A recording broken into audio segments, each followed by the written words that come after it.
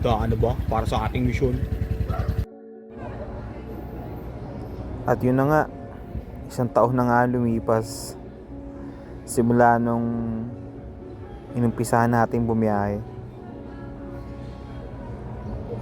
Dito rin tayo natutong mag-edit ng mga video kahit medyo, alam mo na, hindi pa ganun kagaling. Mga oras na halos nilalaan lang natin para makapagpahinga, para makapag-relax yung isip, pati na rin yung katawan. Kasi sobrang nakakapagod naman talaga yung trabaho. Pero sa tuwing makikita natin yung bagong umaga na paparating sa atin, grabe, ibang saya yun. Parang nare-recharge tayo, parang ginaganahan tayo magsimula ulit. Kahit sa totoo lang nakakapagod na rin, pero ayos lang kasi andyan kayo at laging sumusuporta. Kaya sa isang buong taon na to, maraming salamat sa lahat ng mga sumuporta sa amin, sa mga nanood ng video, sa lahat. Hindi nyo alam kung gaano kami kasaya, dahil ginagawa lang naman namin to talaga para makapag-relax eh.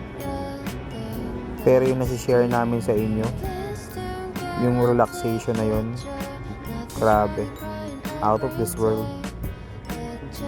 Kaya sana ngayong darating na taon ay masamahan nyo ulit kami sa mga bagong adventure na gagawin namin.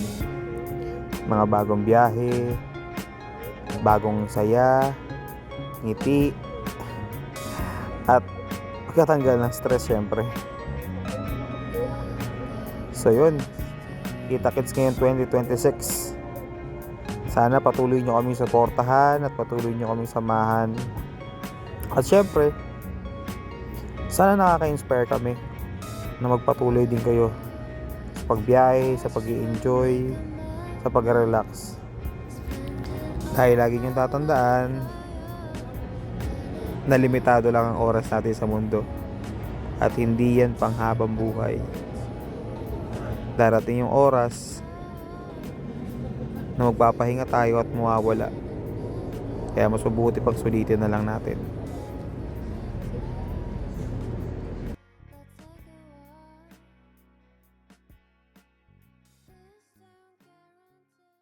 O mga bata, kaya huwag kayong mawawala hanggang sa susunod nating pagkikita. Paalam!